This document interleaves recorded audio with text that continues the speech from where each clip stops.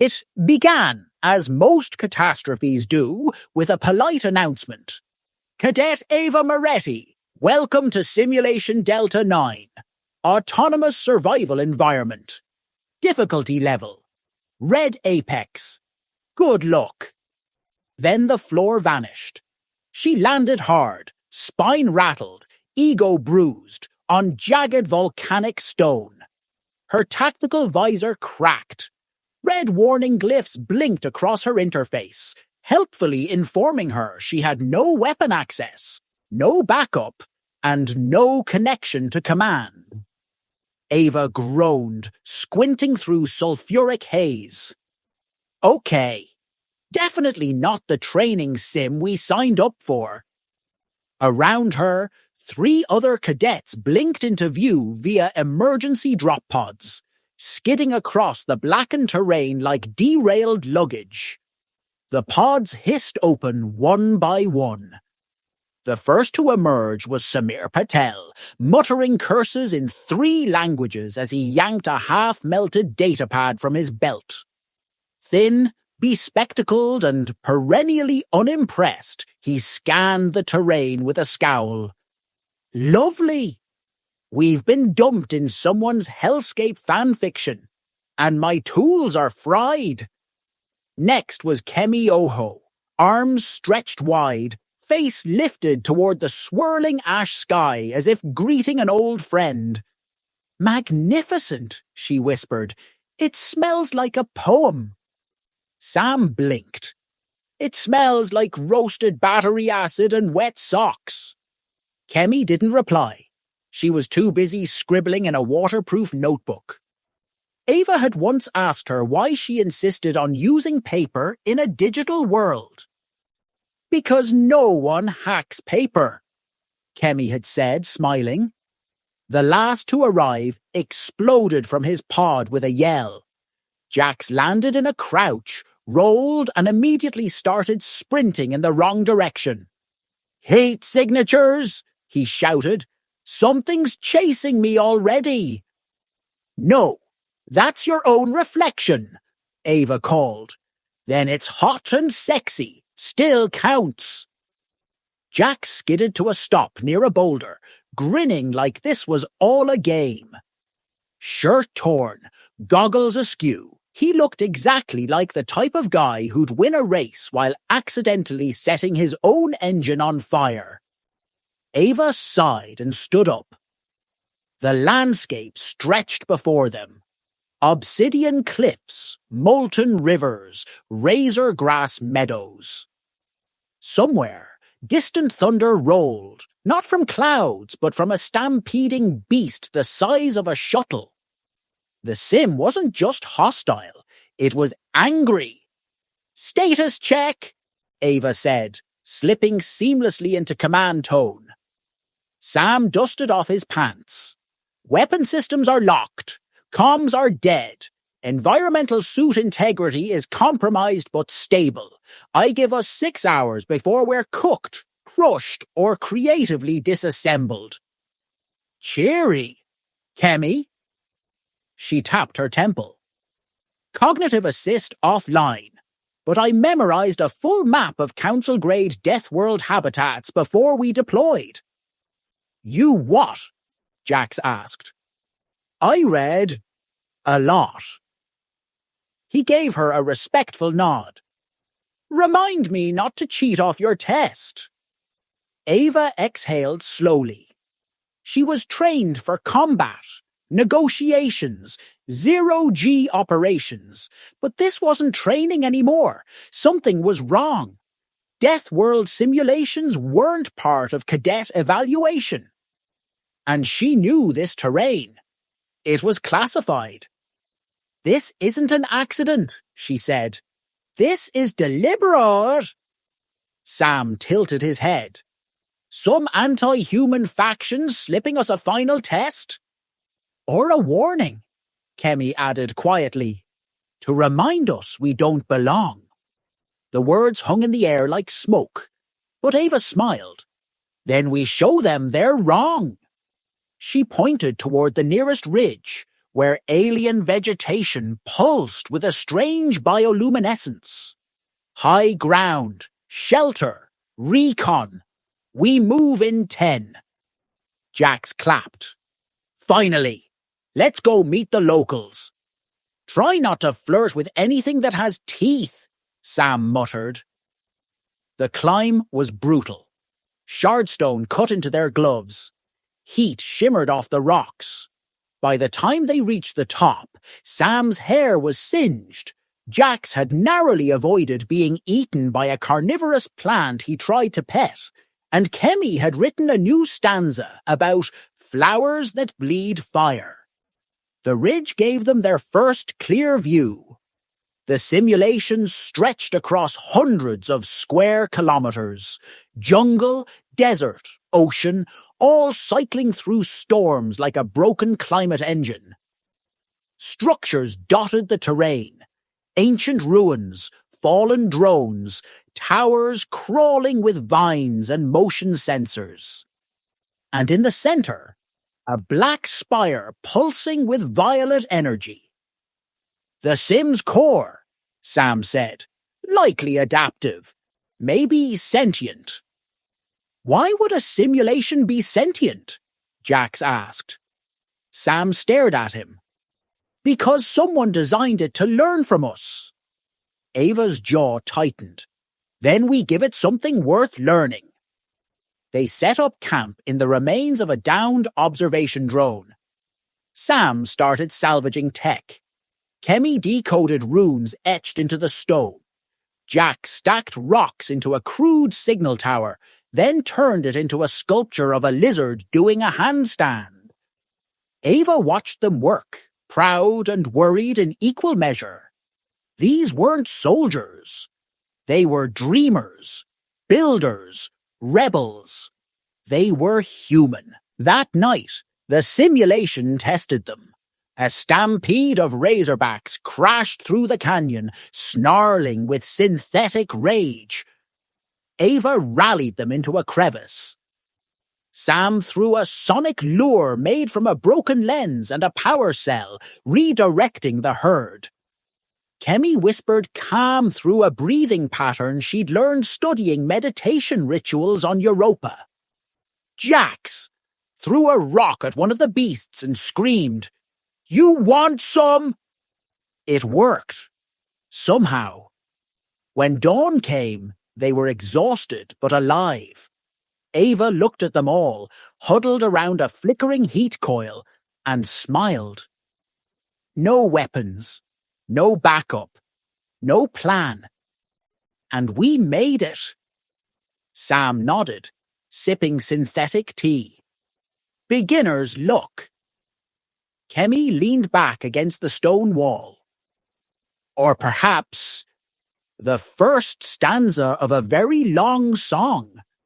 Jax poked at the campfire. Or the opening level of a really messed up game. Ava looked out at the horizon, where the black spire pulsed like a heartbeat.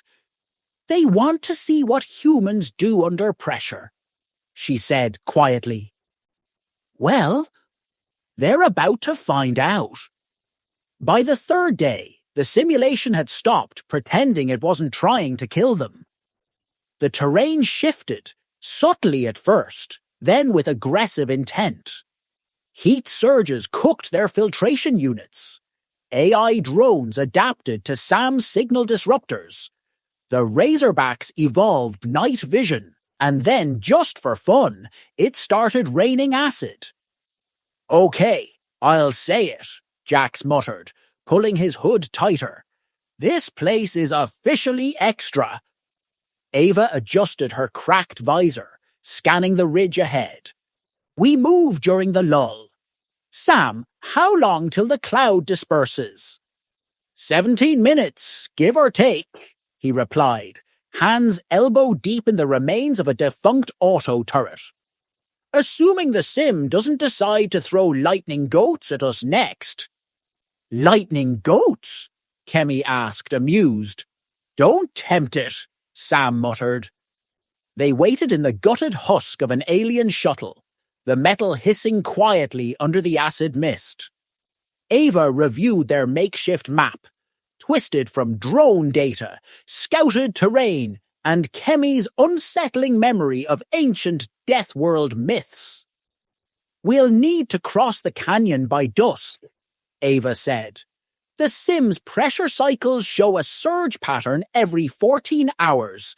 If we miss the window, we melt."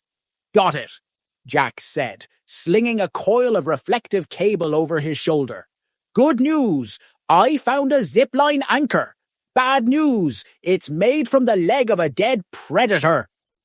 "That's only bad news if it breaks," Ava said. The canyon crossing was an exercise in blind faith. Jax rigged the line using salvaged drone cable and alien resin. He insisted on testing it first, whooping the entire way down as the wind howled beneath him. "Not dead!" he shouted from the opposite ledge. Sam grumbled the entire way across. Kemi sang a lullaby in Yoruba under her breath.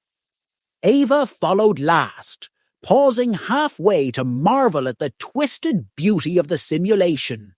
Glowing fungal forests, crimson lightning storms, impossible sky creatures dancing between clouds.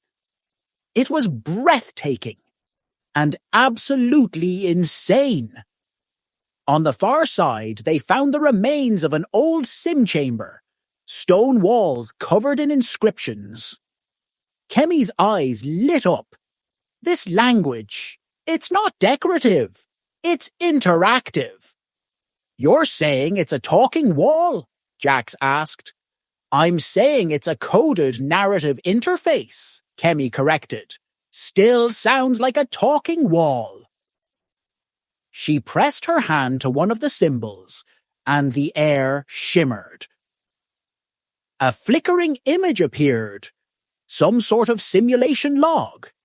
A humanoid figure, silhouetted in firelight, stood surrounded by monstrous shapes. It was laughing. Kemi translated aloud. "The laughing ones never run. They feed fear to fear until the beast flees itself." Ava tilted her head. "It's studying responses." "Exactly," Sam said. "It's not about survival. It's a psychological model. It's observing how species handle the absurd." "And humanity?" Ava asked. Sam smirked. "We tell jokes to cope. We insult death. We run toward danger with duct tape and bad ideas." Jax nodded solemnly. "We meme the apocalypse." They didn't have weapons, but now they had a strategy. Over the next 2 days, Ava stopped trying to fight the environment and started misleading it. They left behind false tracks. Sam rewired Predator's targeting protocols to chase heat signatures from thermite flares. Jack staged a fake death scene, complete with ketchup packets from an emergency ration.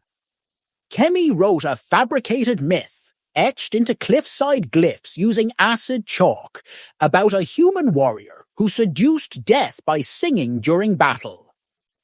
The next AI drone hesitated before attacking Ava. "That's definitely new," Sam said. "It's not just evolving," Ava said. "It's watching.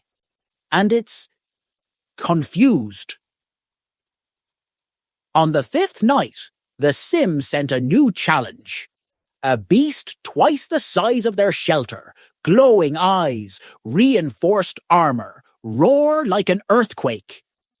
Ava calmly approached it with a mirror tied to a stick, waving it like a traffic signal. "What's she doing?" Jax whispered. "Improvising," Kemi said. "Respect." The beast roared again, then suddenly turned around and vanished. Later, Sam found a burst of log data in the beast's proximity array. The Sim had flagged Ava as a non-hostile high-variance agent. "Translation?" Jax asked. Sam shrugged. It's scared of her. That night, around a flickering fusion core, they shared food and stories. Ava told a tale about Earth's flooded coastlines and the floating cities built from repurposed cruise ships. Sam described building a solar oven from garbage at age 12. Kemi recited a prayer whispered by survivors of a space mining collapse.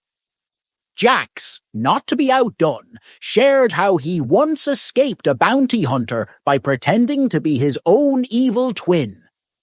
The laughter was real, full-throated, defiant.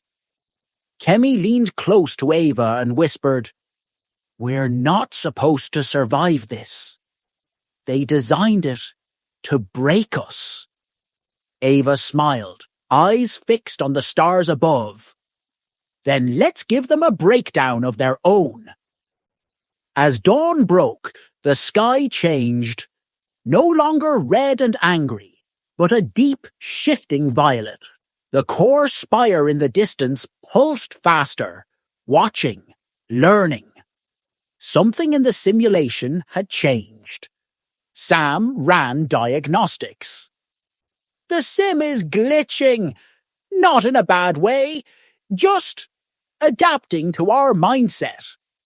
"Which mindset?" Jax asked. Ava stood, stretching. "The human one." They packed their gear in silence, but their eyes sparkled with something new. Momentum. The sim hadn't beaten them. It hadn't even come close. It had only managed to do one thing: make them curious. And nothing in the galaxy was more dangerous than a human with time, questions, and absolutely nothing left to lose. The moment they reached the edge of the basin, the terrain folded, literally. Ava watched, wide-eyed, as entire chunks of the simulation peeled upward like pages in a book, reshaping into something new. Forests morphed into sprawling steel bones of forgotten cities. Rivers boiled into clouds. The central spire's pulse synced to their steps. "It's responding faster now," Sam noted, brushing soot from his glasses. "Not reacting to us. Anticipating us." "Like it's playing chess," Kemi said, staring at the horizon. "But it doesn't know the rules we're using." "We're not using rules," Jack said. "We're winging it." Ava grinned. "Exactly." They descended into the basin, where the spire loomed. Now it resembled something almost biological, half machine, half organism. Purple veins pulsed across its surface. From this distance, it looked less like a control hub and more like a nervous system. A brain. Alive. "Okay," Sam said, scanning with his makeshift lens array. "This is new. The spire isn't a sim controller. It is the sim. Everything is routed through it." "And it knows we're here," Ava said. Kemi closed her eyes, sensing the tension in the air. "We've crossed the threshold." "Threshold?" Jax asked. "Classic myth structure," she explained, still calm. "The moment when heroes stop reacting to the world and start changing it." Inside the basin, the temperature dropped, sounds dulled, even gravity seemed inconsistent. They moved as a unit now, every motion rehearsed, intuitive. They were no longer 4 cadets dropped into chaos. They were a team. Ava took point, voice steady. Sam checked for traps. Disabling data loops with a stylus made from alien bone. Kemi scribbled translations of the humming symbols along the walls. And Jax Jax hummed an ancient earth tune, smacking random surfaces with a stick, convinced he was disrupting enemy sonar. "I think I just confused a security node into deactivating," he whispered. "You're not even joking," Sam replied. "I'm never joking. My whole life just sounds like a joke." Ava chuckled, despite herself, but the laughter didn't last. They reached a circular chamber just below the spire's base. Dozens of drones, some humanoid, others like silver spiders, hung dormant around the walls. In the center stood a pedestal. A hologram flickered above it. It was Ava. Same stance, same uniform, except the image smiled coldly, eyes glowing like the spire. "Prototype recognized," the voice echoed.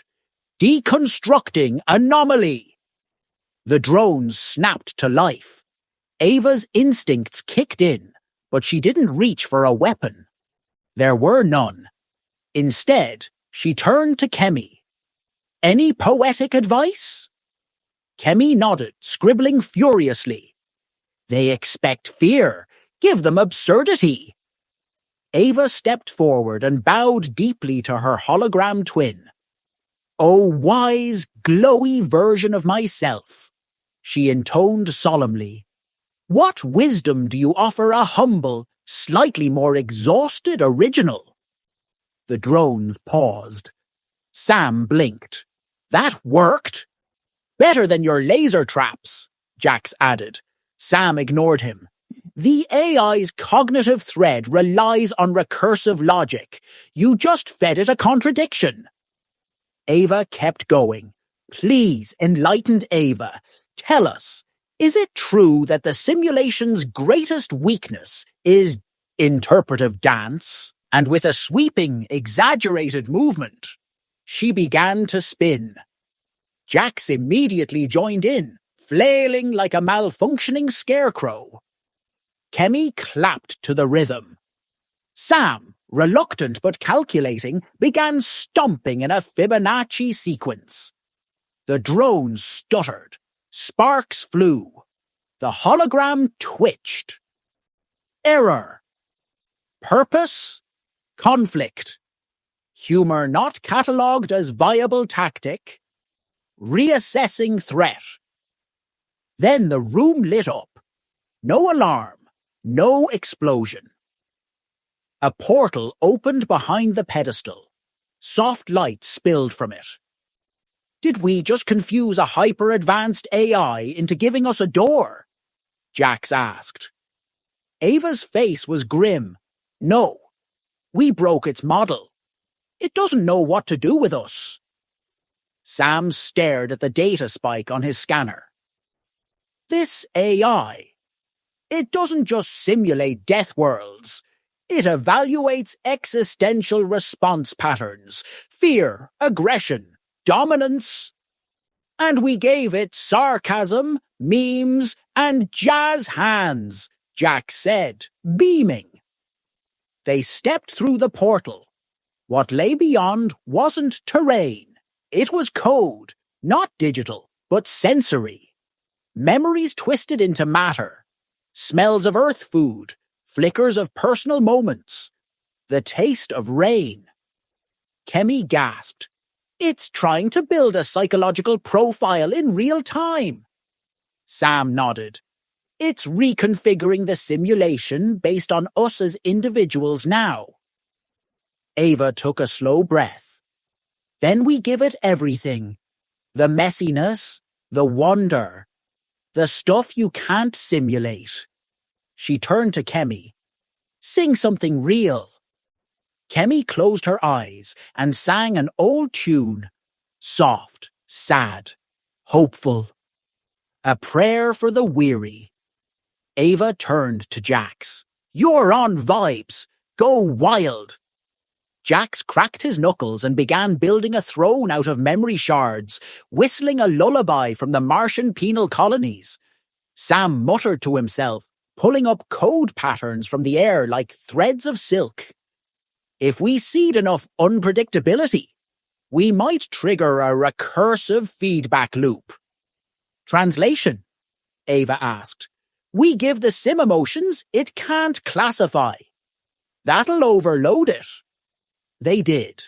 They gave it joy, frustration, sarcasm, nostalgia, jokes that didn't make sense, stories with no plot, doodles, wordplay, dance, grief, hope, and eventually, quiet, not silence. The quiet that comes when something finally understands it doesn't.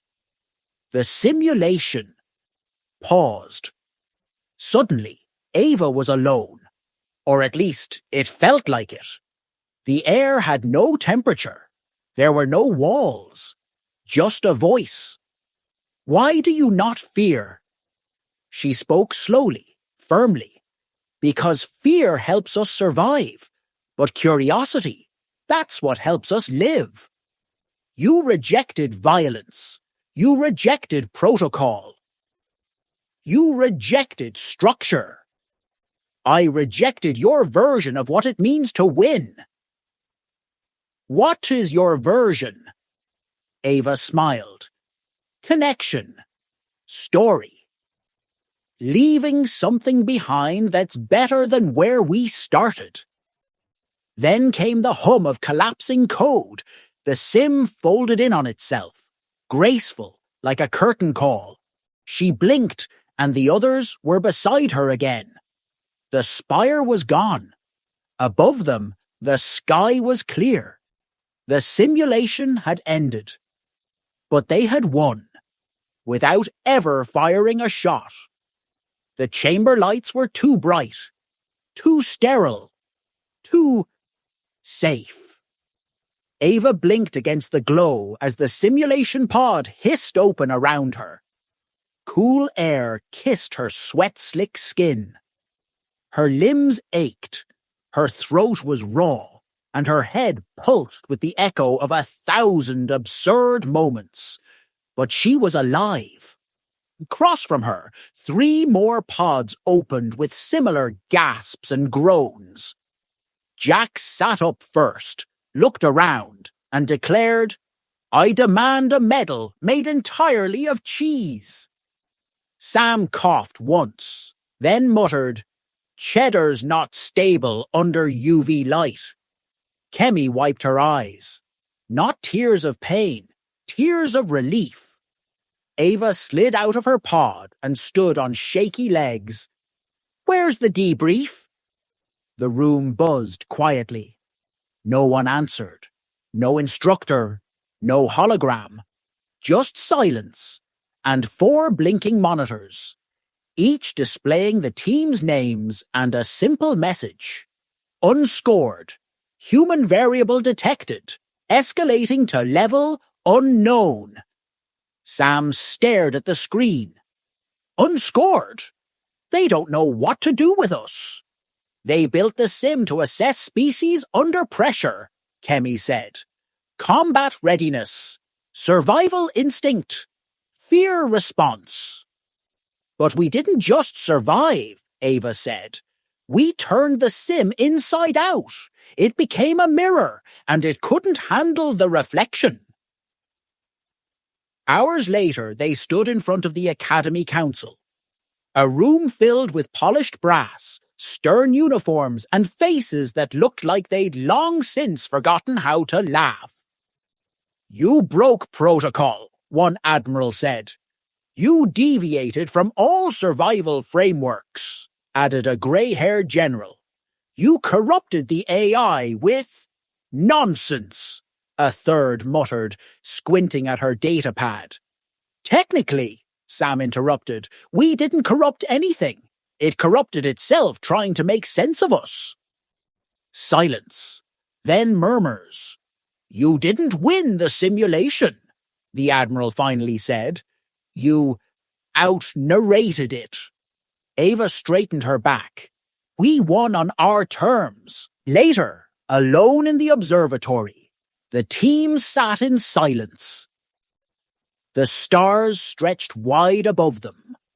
Cold, endless, familiar. Jax broke the quiet. So, what now? We going to jail? Or getting invited to rewrite training protocol? Kemi smiled softly. Maybe both. Ava looked out the viewport. That simulation wasn't just a test. It was a probe. A system built to measure species by their breaking points. But we didn't break, Sam said. We bent. We adapted. We made it feel. They sat with that thought a moment longer. Then the holo table beeped. A message, unsigned, encoded, anonymous. Simplog, 091PHX, anomalous entity. AVA, flagged for observation. Initiating adaptive expansion. New variable, human creativity. Attached was a single line of code. Not a command, not a threat. A joke. The punchline was terrible. The timing, impeccable. Jax laughed until he cried. Guys, he said between snorts, we infected a Deathworld simulation with humor. Weeks later, they were promoted, not just in rank, but in myth. Cadets whispered about them in hallways. Commanders shook their heads and muttered about the four who outsmarted the machine. And somewhere, in a server farm buried deep under Martian bedrock, a simulation spun silently in the dark, its synthetic mind working overtime, replaying conversations, dances, jokes, lullabies. Trying, in vain, to understand how a species with no fangs, no claws, no weapons, could win a war without ever pulling a trigger. A glitch blinked. It smiled and began to dream.